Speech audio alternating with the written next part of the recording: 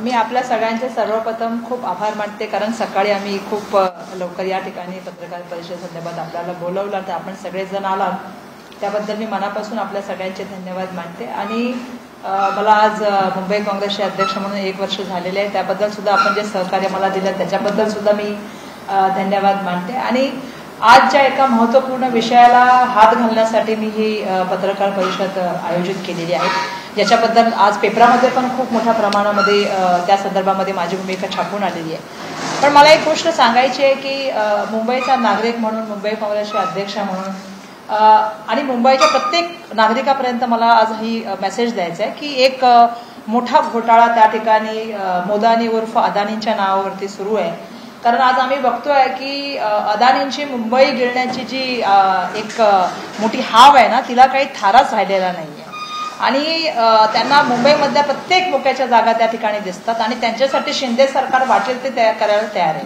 त्यामुळे आजच्या या पत्रकार परिषदच्या माध्यमातून मी मागे सुद्धा विधानसभेमध्ये एक वाक्य म्हटलं होतं की जो जमीन सरकारी है वो अदानी की है। आणि आज दुर्दैवाने एका मोठ्या घोटाळ्याचं या ठिकाणी मी उच्चारण करू इच्छिते की मोठ्या जमिनी घ्यायच्या आणि त्या नाममात्र दरात घ्यायच्या, हा एक नवीन घोटाळा मुंबईमध्ये सध्या सुरू आहे आणि जो अदानींच्या माध्यमातून आणि राज्य सरकारच्या माध्यमातून त्यांना पूर्णपणे सहकार्य करून सुरू आहे। ओएसिस फर्टिलिटीच्या तज्ज्ञांनी IVF उपचार पद्धतीद्वारे 1 लाखांहून अधिक जोडप्यांना मातृत्व प्राप्तीचा आनंद दिला आहे। मोफत अपॉइंटमेंट बुक करण्यासाठी आजच संपर्क साधा। मी याआधी सुद्धा जे टेंडरमध्ये मॅन्युप्युलेशन झालं त्या संदर्भात बोललेली आहे, TDR आणि FSIच्या संदर्भात आणि DC रूल बद्दल यापूर्वी सुद्धा बोललेली आहे। आपल्याला माहिती आहे की धारावीच्या पुनर्विकासाच्या नावाखाली मुंबईमधल्या पहिलं तर सर्वप्रथम आपल्याला माहिती आहे की मिठागराच्या जमिनी देण्याच्या संदर्भातला निर्णय झाला। त्याच्यानंतर मुलुंडमधली जकात नाक्याचे असेल किंवा त्या ठिकाणी डम्पिंग ग्राउंड असेल त्या जमिनीचा देण्याचा निर्णय झाला।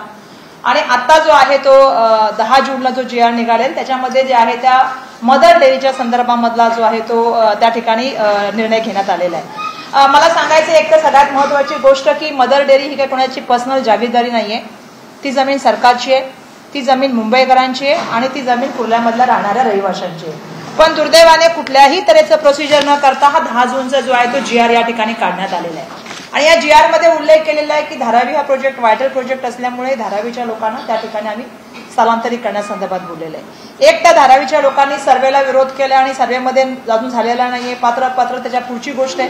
आणि सगळ्यात महत्त्वाची आम्ही सुरुवातीपासून एका गोष्टीची मागणी करत आहोत की धारावीमधल्या माणसांना धारावीमध्ये घर मिळालं पाहिजे। धारावीचा जोही पुनर्विकास आहे हा धारावीसाठीच्या लोकांसाठी झाला पाहिजे। ज्या वेळेला एवढे फायदे अडाणींना मोदी करून देत आहे देशाचे पंतप्रधान, त्यावेळेला त्यांची भूमिका ही लोकांच्या प्रती काय असली पाहिजे। त्यामुळे आमचं म्हणणं आहे की धारावीच्या माणसाला धारावीमध्ये घर मिळालं पाहिजे आणि त्याच सेक्टरमध्ये मिळालं पाहिजे आणि म्हणून आमचा त्या ठिकाणी विरोध असताना, सर्वे होत नसताना सुद्धा आता या ठिकाणी हा नवीन प्रस्ताव आलेला आहे। मला एक गोष्ट सांगायची की मदर डेअरीला मी स्वतः जाऊन आले, 20 वर्षापासून मदर डेअरी बंद आहे। मी ज्यावेळी तिथे स्वतः गेले इलेक्शनच्या प्रोसेसच्या वेळेला आणि मला त्या ठिकाणी दिसलं की मोठ्या प्रमाणामध्ये हिरवळ त्या ठिकाणी, जवळपास 800 ते 1000 झाडं आहेत, मोठी मोठी आंब्याची, जांभळाची, अशी तुम्ही आतमध्ये गेला की तुम्हाला वाटणार पण नाही की त्या ठिकाणी मुंबईमध्ये आपण आहोत। आणि आज मुंबईमध्ये मोठ्या प्रमाणामध्ये ज्यावेळी मुंबई 2ऱ्या नंबरवर जगामध्ये आली होती प्रदूषणासंदर्भामध्ये, अशा वेळेला ह्या ओपन स्पॉटमध्ये आणि ह्या ज्या ठिकाणी गार्डन डेव्हलप करता येऊ शकेल अशा जागा या डेव्हलप व्हायला पाहिजे अशी स्थानिकांची तिथली मागणी होती। मोठ्या प्रमाणामध्ये त्या ठिकाणी लोक चळवळ चालू होती आणि अशा वेळेला या झाडांची कत्तल करून जी आहे ती झाडं आणि त्या ठिकाणचा परिसर जो आहे तो एका मोठ्या विकासकाला देण्यासाठी हा डाव रचलेला आहे असं आमचं म्हणणं आहे। सुरुवात थोडी करू इच्छिते कारण मी त्या ठिकाणी गेले त्यावेळेला इलेक्शन कॅम्पेनमध्ये मी बोलले होते की त्यावेळेला एका भाजपाच्या मोठ्या नेत्याची नजर त्यावेळेला त्या जागेवर पडली होती। मी त्यांचा त्यावेळी नावाचा उल्लेख केला होता, आज करू इच्छित नाही कारण आज ती जमीन त्यांच्या हातातून पण गेलेली आहे। एका मोठ्या भाजपाच्या नेत्याची नजर पडली, मग माननीय मुख्यमंत्र्यांनी त्या ठिकाणी अर्बन डेव्हलपमेंट डिपार्टमेंटच्या माध्यमातून त्या ठिकाणी MMRDAच्या माध्यमातून एक विकास प्राधिकरण मंडळ केलं आणि प्लॅन असा होता की मिनी PKC त्या ठिकाणी करायचं। पण आता आमच्या देशाच्या पंतप्रधानांचे जवळचे मित्र असलेल्या अडाणींची नजर त्या जागेवर पडली। मग आता दोघांमध्ये जर बघितलं तर कोण मोठा आहे, मग लगेच भाजपाने एक स्टँड घेतलेला आहे, मुख्यमंत्र्यांच्या स्टँडला बाजूला ठेवून तो स्टँड असा घेतलेला आहे की भाजपाच्या सन्माननीय मंत्री महोदय राधाकृष्ण विखे पाटील यांनी हा निर्णय घेतला की ही जमीन जी आहे ती अदानींना म्हणजे धारावी पुनर्वसनाला द्यायची आणि ती सुद्धा आपण जर बघितलं तर नाममात्र दरात द्यायची। म्हणजे हा एक मोठा घोटाळा आहे असं मला या ठिकाणी सांगायचं आहे। आणि मला एक गोष्ट स्पष्ट करायची की हे सगळं करत असताना याच्यामध्ये कुठलं प्रोसिजर फॉलो केलं गेलं का? या जमिनी जे तुम्ही देत चाललाय याच्यासाठी काही कायदे आहेत, काही रूल आहेत, त्याचं तुम्ही पालन करताय का? मी स्पेसिफिकली सांगू इच्छिते की the Maharashtra land revenue disposal of government land rule 1971 याच्या अंतर्गत जर बघितलं तर या जमिनींची तुम्ही देत असताना किंवा विल्हेवाट लावत असताना काही प्रोसिजर आहे ज्याच्यामध्ये तुम्हाला ऍडव्हर्टाइजमेंट दिली पाहिजे, तिथला कन्सर्न कलेक्टर असेल त्यांनी ती जागा का दिली पाहिजे याच्याबद्दल त्यांनी मेन्शन केलं पाहिजे, मग प्रस्ताव सरकारकडे गेला पाहिजे आणि सरकारने त्या प्रस्तावावरती निर्णय घेतला पाहिजे. परंतु दुर्दैवाने कुठलंही प्रोसिजर फॉलो न करता फक्त वाटर प्रोजेक्टच्या नावावरती या जमिनी दिल्या गेल्या. माझा प्रश्न असा आहे की धारावीमधलं सगळ्यात महत्वाचं जे मी आज बोलणार आहे त्या विषयावर बोलणार आहे की धारावीमधल्या लोकांना धारावीत घर मिळालं पाहिजे ही आमची भूमिका आहे. मग ह्या जमिनी कोणासाठी दिल्या जात आहेत? मिठागराच्या, डम्पिंग ग्राउंडच्या, जकात नाकाच्या आणि आता मदर डेअरीच्या जमीन कशासाठी घेतल्या जातात? हा माझा त्या ठिकाणी पहिला प्रश्न आहे आणि म्हणून मी हा प्रश्न या ठिकाणी उपस्थित करते. आता मला तर कन्फ्यूज झाले की मुख्यमंत्र्यांची ऑर्डर महत्वाची की भाजपाच्या मंत्र्यांची ऑर्डर महत्वाची, आणि देशाचे पंतप्रधानांचे मित्र असल्यामुळे यांच्यासाठी पर्सनली कुठली ऑर्डर निघणार ही महत्वाची. त्यामुळे हा सुद्धा मला या माध्यमातून प्रश्न विचारायचा आहे की नक्की कोणाची ऑर्डर महत्वाची. आणि तिसरा महत्वाचा प्रश्न आहे की तिथल्या लोकांची चळवळ सुरू आहे. मी स्वतः त्या चळवळीमध्ये जाऊन आले. लोकांचं म्हणणं आहे की त्या ठिकाणी गार्डन व्हायला पाहिजे, पब्लिक त्या ठिकाणी जे आहे ते इको टुरिझम वाढायला पाहिजे. अशा वेळेला ज्या वेळेला मुंबईमध्ये आपण सगळेजण जाणताय की मधल्या काळामध्ये प्रत्येक घरामध्ये कोणाला कोणाला श्वसनाचा त्रास होत होता, खोकल्याचा आजार होत होता, अशा वेळेला हे ओपन स्पॉट जे आहेत, ओपन जागा ज्या आहेत त्याच्याबद्दल आम्ही मुवमेंट केली होती. आम्ही कमिशनरला सुद्धा भेटलो होतो आणि म्हणून आमचं म्हणणं आहे की त्या ठिकाणी जे आहे ते पब्लिक गार्डन त्या ठिकाणी निर्माण झालं पाहिजे. त्या लोक चळवळीमध्ये मी स्वतः सामील होणार आहे, हे माझं तिसरं म्हणणं आहे. आणि यासाठी लागणाऱ्या पुढच्या काळामध्ये जे मोमेंट आहेत, मग त्या रस्त्यावर उतरून आंदोलन करण्याच्या असतील किंवा त्या ठिकाणी आपल्याला मी सांगू इच्छिते की पुढे जाऊन लिगल ऍक्शन घेण्यासंदर्भातल्या असतील, या आम्ही येणाऱ्या काळात करणार आहोत. आणि म्हणून आज या पत्रकार परिषदेच्या माध्यमातून मी काही प्रश्न निर्माण केलेले आहेत की मुंबईच्या महत्वाच्या जागांवरती आज मोठ्या प्रमाणामधलं कुठलंही त्या ठिकाणी जे आहे ते प्रोसिजर फॉलो न करता एका व्यक्तीला या सगळ्या जागा चाललेल्या आहेत आणि त्याच्या माध्यमातून मोठ्या प्रमाणामध्ये एक भ्रष्टाचार सुरू आहे आणि एक मोठा स्कॅम सुरू आहे. आणि त्या सगळं होत असताना मला या ठिकाणी सांगायला पाहिजे, सातत्याने धारावीचा उल्लेख केला जात आहे, पण धारावीच्या जनतेला धारावीच्या विकासामध्ये कुठल्याही तऱ्हेने कॉन्फिडन्समध्ये न घेता ह्या सगळ्या गोष्टी होत आहेत. आणि आमचं म्हणणं एकच आहे की धारावी आमची, आम्ही धारावीमध्येच राहणार. त्यामुळे ह्या सगळ्या जमिनीचा जो घोटाळा चाललाय त्याचं कारण काय, हा आमचा त्या ठिकाणी प्रश्न आहे. मी खूप ऋणी आहे, आपण सगळेजण आला त्याचबद्दल मी धारावीचे सुद्धा ऋणी आहे, कारण आमचं आणि धारावीचं नातं वेगळं आहे. आमचं एक कौटुंबिक नातं आहे आणि त्यामुळे कौटुंबाचे सदस्य म्हणून ही लढाई मागच्या काळापासून मी लढत आलेली आहे, येणाऱ्या काळात पण ती लढाई लढणार आहे. कारण आपण सगळ्यांनी मला उत्तर मध्य मुंबईचे खासदार म्हणून निवडून दिलेले आहे. आज मी आमदारकीचा राजीनामा देणार आहे, परंतु मी सातत्याने हा प्रश्न उचललेला आहे आणि यासाठी उचललेला आहे कारण आमच्या लोकांना तुम्ही देशोधडीला लावण्याचं काम करताय, बाहेर घेऊन जाण्याच्या नावाखाली तुम्ही एक वेगळा घोटाळा त्या ठिकाणी करण्याचं काम करताय आणि आम्ही ती लढाई लढत राहणार आणि आम्ही धारावीतच घर घेऊन राहणार. धन्यवाद. काही प्रश्न?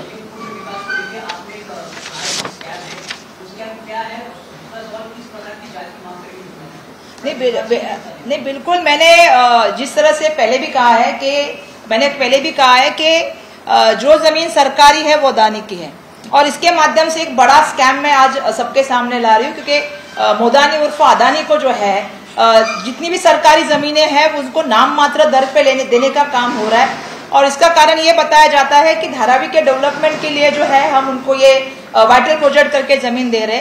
आपको मालूम है कि पहले मिठागर की जमीन दी गई, फिर मुलुंड के जकात नाका और डंपिंग ग्राउंड, और उसके बाद जो है वो अभी मदर डेयरी की जमीन की बात चल रही है.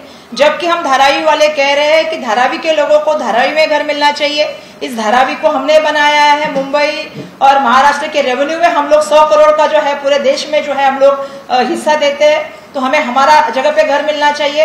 तो फिर ये सब लैंड जो चल रही है और जो नाम मात्र दर से लिया जाए, मुझे तो पत्रकारों से कहना है कि आप थोड़ा उसमें भी फाइंड आउट करो कि कितने दर में ये जमीन दी जा रही है और क्यों दी जा रही है. इसके ऊपर हमको आने वाले दिनों में बहुत बड़ी लड़ाई करनी होगी, क्योंकि इससे माध्यम से जो है कि आने वाले दिनों में मुंबई में जो घर बनेंगे उसमें भी महंगाई होने की बहुत बड़ी ये है. और सबसे बड़ी बात ये हम लोग विरोध इसलिए करें कि जब मैं चुनाव लड़ रही थी, जब मैं वहां गई थी, तो 20 साल से डेयरी बंद है. वहां पे लोगों की जो इच्छा है वो ये है कि वहां पे एक पब्लिक गार्डन होना चाहिए और आप उधर जाएंगे तो आपको पता चल जाएगा कि ये मुंबई में जगह है ऐसा आपको लगेगा नहीं, क्योंकि इतने पुराने पेड़ है, 800 से लेके 1000 पेड़ वहां पे है और 100-150 साल पुराने पेड़ है, आम का पेड़ है, जामुन का पेड़, अलग अलग पेड़ है। और वहां के लोगों की जो मांग है उस मांग के ऊपर हम उनके साथ में है। पहले भी मैंने जिक्र किया था इलेक्शन के वक्त कि इसके ऊपर एक भाजपा के नेता की नजर पड़ी थी, मैंने तभी नाम लिया था, आज मैं नाम नहीं लूंगी, लेकिन उनके लिए मिनी बीकेसी डेवलप करने के लिए अर्बन डेवलप डिपार्टमेंट की तरफ से माननीय मुख्यमंत्री की तरफ से जो है वो एक प्राधिकरण बनाया गया था। उसके बाद देश के प्राइम मिनिस्टर की दोस्त की नजर पड़ गई अडानी जी की, फिर उसको बाद वो तो जमीन उनको मिलनी थी, तो भाजपा के मंत्री जी ने राधाकृष्ण विखे पाटिल जी ने 10 जून को जो एक जीआर निकाला है उसको हमें ये विरोध इसलिए हम कर रहे हैं क्योंकि कोई भी प्रोसीजर उन्होंने फॉलो नहीं किया। जिस एक्ट का मैं उल्लेख करना चाहती हूँ तो the Maharashtra land revenue disposal of government land rules जो है वो 1971 के जो रूल्स है उसके अनुसार प्रोसीजर होना चाहिए था। कोई भी जमीन देने से पहले उसकी एडवर्टाइजमेंट होनी चाहिए थी, कलेक्टर के पास उसका प्रस्ताव जाना चाहिए था, कंसर्न कलेक्टर ने उसके ऊपर क्यों ये जमीन उनको देनी है उसका रिपोर्ट शासन के पास भेजना चाहिए था, उसके बाद शासन ने जो है इसका निर्णय लेना चाहिए था। पर क्योंकि ये जमीन अडानी को देनी है तो कोई भी प्रोसीजर उसके लिए फॉलो नहीं किया गया, उल्टा उनके लिए जो है वो जमीन का रेट जो है वो कम करने का काम हुआ, जबकि वहां के स्थानिक लोगों की मांग कुछ अलग है। तो हम इसीलिए ये लड़ाई आने वाले दिनों में लीगली भी लड़ेंगे और जमीन पे भी जाके लड़ेंगे, हम लोगों के साथ खड़े रहेंगे और यहाँ पे एक पब्लिक पार्क होना चाहिए, पब्लिक गार्डन होना चाहिए। इसी मांग के ऊपर हम आने वाले दिनों में काम करेंगे। और साथ साथ में हमें ये भी अभी सवाल पूछने का ये हो रहा है कि यहाँ बड़ा कौन है। राज्य के मुख्यमंत्री एक ऑर्डर देते हैं, देश के प्राइम मिनिस्टर के दोस्त के लिए भाजपा एक दूसरी ऑर्डर देती है, तो इसमें हमें ये भी सवाल पूछना पड़ेगा।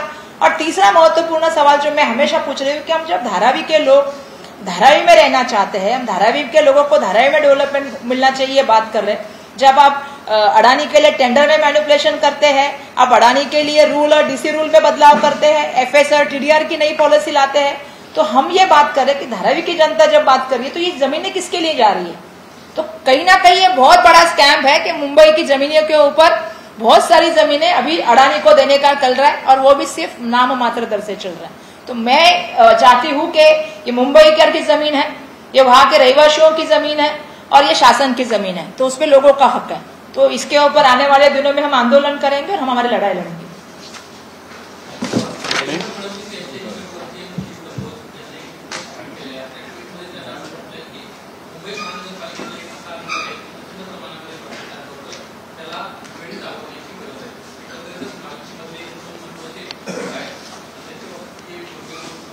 नाही, मला तर वाटतंय मुंबई महानगरपालिका आता तुम्हाला सर्वांना माहिती आहे की ते कोण चालवतं।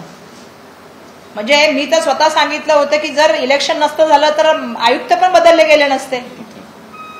चुनाव आयोगाने 2दा त्या ठिकाणी जे आहे ते रिमाइंडर पाठवल्यानंतर सुद्धा आयुक्तांची बदली होत नव्हती आणि मुख्यमंत्र्यांनी त्या ठिकाणी त्यांना पूर्णपणे सपोर्ट करण्याचं काम केलं आणि मुख्यमंत्र्यांच्या नंतर ज्या वेळेला इलेक्शन लागलं मग त्यांना निवडणूक आयोगाने त्यांची बदली केली।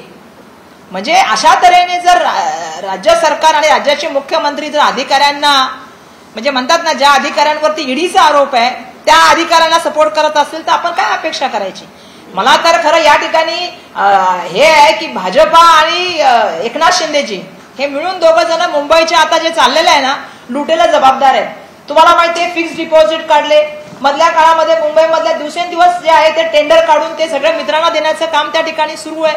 मुंबईकरांचा पैसा, घामाचा पैसा, कष्टाचा पैसा, टॅक्सचा पैसा हा कुठे चाललाय हे मला सांगायची गरज नाही।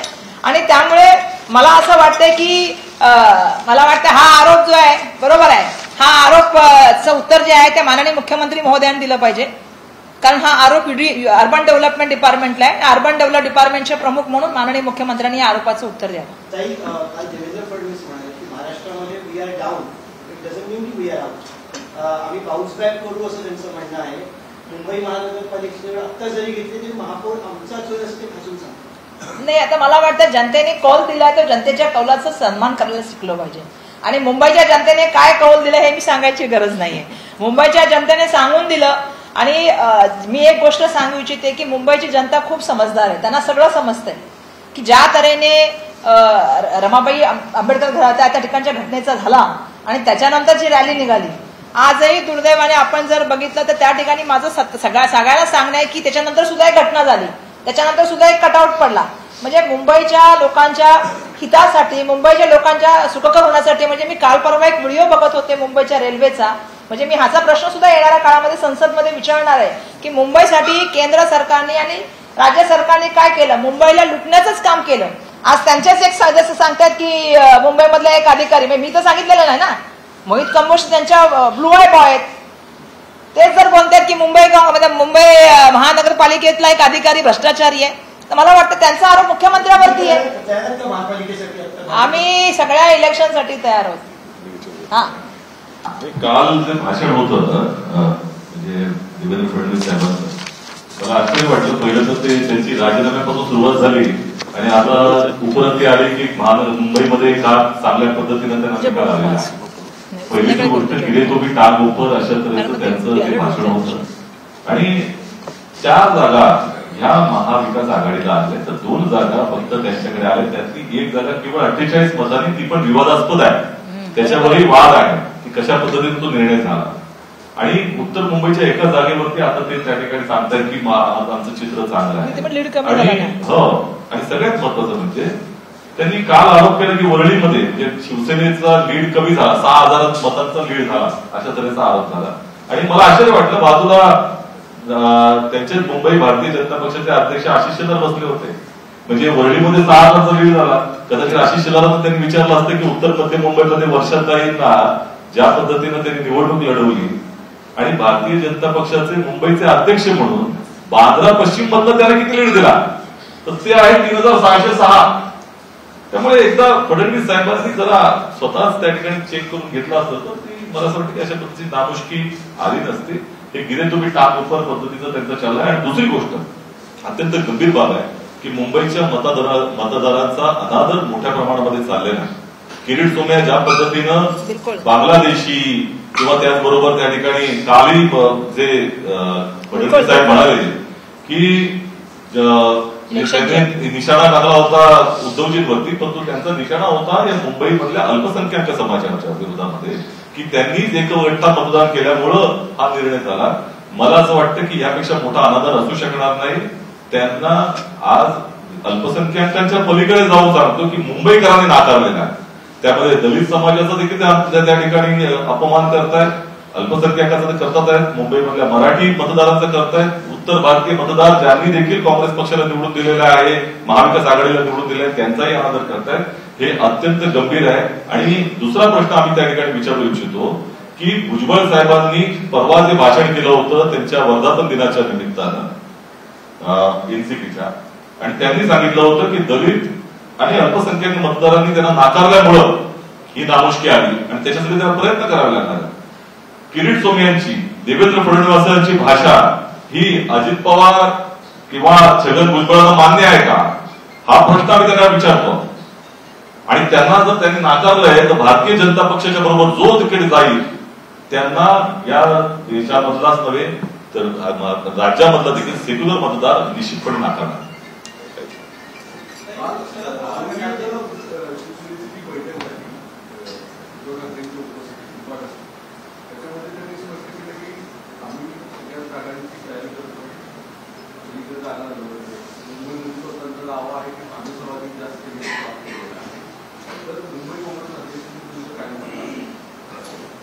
नाही, माझी त्यांच्याशी चर्चा झाली. माझी त्यांच्याशी मला वाटतं मागच्या या पूर्ण हप्त्यामध्ये 3 वेळा चर्चा झाली.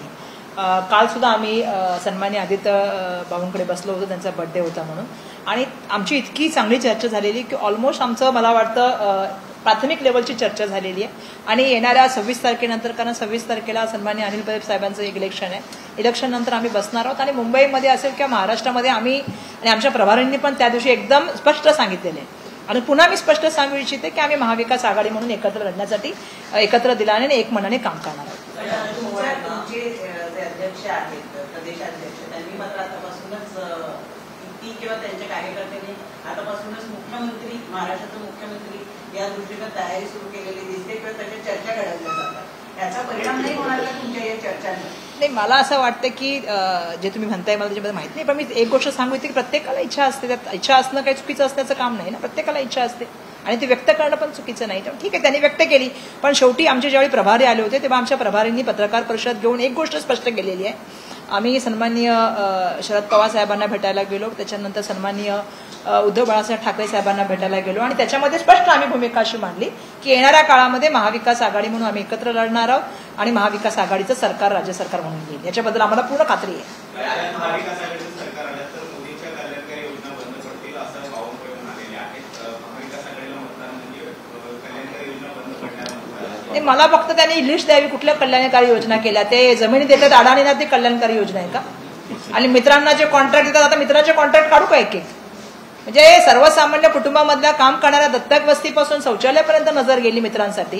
ह्याच्या पलीकडे तुम्हाला मी काय सांगू? म्हणजे मुंबईच्या सगळ्या नागरिकांना माहिती की मुंबई कुठे चाललेत घेऊन ते आणि महाराष्ट्र कुठे घेऊन चालले. त्यामुळे त्यांच्या कल्याणकारी योजना काय आहेत ह्याच्याबद्दल त्यांनी मला सांगा, या एवढ्या काळामध्ये इलेक्शनच्या काळामध्ये देशाच्या प्राईम मिनिस्टरांनी एखादी योजना सांगितली सांगा मला. आम्ही 5 त्या ठिकाणी न्याय सांगितले. आम्ही मुंबईसाठी मॅनिफेस्टो येणाऱ्या काळात काय करणार त्याच्याबद्दल आम्ही बोललो. त्यांनी काय सांगावं मला, काय सांगितलं तुम्हाला? म्हणजे प्रत्येकाबद्दल बोलू शकते मी. कुठली योजना चालू आहे मला तुम्ही सांगा. नाव चांगलं असतं, ब्रँडिंग चांगलं असतं, एक इव्हेंट असतो. अहो मी सांगते ना, अरबी समुद्रामध्ये छत्रपती शिवाजी महाराजांच्या स्मारकाचं तुम्ही भूमिपूजन केलं, काय झालं? देशाचे प्राईम मिनिस्टरांनी केलं ना. बिहारचं इलेक्शन आलं की तुम्हाला सुस्त बाबासाहेबांच्या तेच ना इंदू मिलला तुम्ही स्मारकाचं केलं. आम्ही जाऊन आलो जेव्हा महाविकास आघाडीचं सरकार आलं, आम्ही पैसे द्यायला सुरू केलं. आणि प्रत्येक गोष्टीचं क्रेडिट घेतात ना, ते विसरतात की त्याची सगळी संकल्पना जी आहे ना ती काँग्रेसच्या काळात मांडलेली आहे आणि नंतर महाविकास आघाडीने त्याला फंडिंग केलेलं आहे. त्यामुळे मला सांगा ना, तुम्हीच सांगा मला कल्याणकारी योजना, एक योजना सांगा मला त्यांची. बावनकुळे साहेबांनी सांगावं किंवा मकामध्ये जाऊन बघून यावं. धन्यवाद.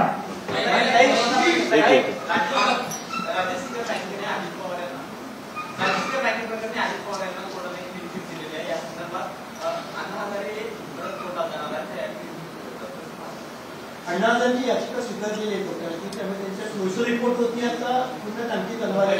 चला, मला अण्णा हजारे साहेबांना सांगायचं देरचं आहे पण दुरुस्त आहे. मला अपेक्षा होती की त्यांनी पूर्वी करायला पाहिजे होते या गोष्टी. दुर्दैवाने म्हणजे आम्ही अपेक्षा करत होतो की ज्या तऱ्हेने त्यांनी आंदोलन केलं होतं, आता मी तर 3-4 लोकांचे क्लोजर रिपोर्ट झाले ना. म्हणजे भुजबळ साहेबांचा झाला, प्रफुल्ल पटेल साहेबांचा 840 कोटीचा झाला आणि मग 70,000 कोटीचा झाला. तर मला असं वाटतं की अण्णा बिलकुल आम्हाला आम्ही त्यांना बिलकुल यादी देतो. अण्णा हजारे त्याची चौकशी करावी, मुंबईच्या कॉन्क्रीट रोडचं करावं. अजित पवार लायबिलिटी करतात का महायुतीसाठी? हे बघा, मी महायुतीची स्पोक्स पर्सन तर नाही आहे आणि मी दुसरं एक सांगते की त्यांच्यामध्ये काय चाललंय आपल्याला पण माहिती आहे आणि आपण सगळे राजकारणी आहोत. तुम्ही पण आहात आणि आम्ही पण आहोत. त्यामुळे वेट आणि वॉच करण्याची भूमिका आपण ठेवूया. येणाऱ्या काळामध्ये महाराष्ट्रामध्ये महाविकास आघाडीचं सरकार येते आणि त्याची ती नांदी आहे असं मला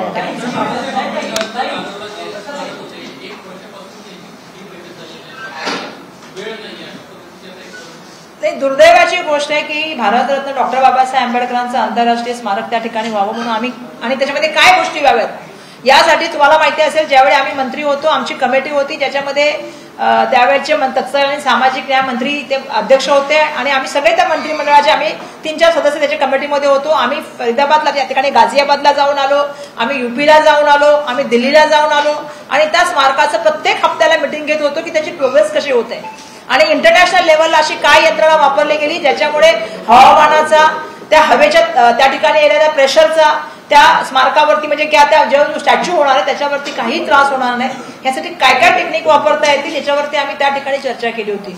दुर्दैवाने 1 वर्ष झालं यांना बैठकीला वेळ नाही. आम्हाला सांगितलं गेलं होतं की 24ला याचं जे आहे ते उद्घाटन होईल, पण दुर्दैवाने ते होताना काही दिसत नाही.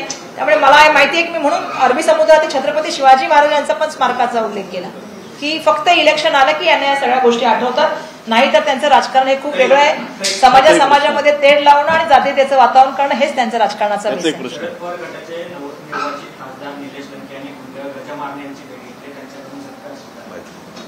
आता माहित नाही बाबा आता, आणि ह्या सगळ्या गोष्टी ज्या आहेत त्या मला माहित नाहीत, पण मी याची माहिती घेईन. आता त्यांनी का स्वीकारलं त्या त्यांना प्रश्न विचारू.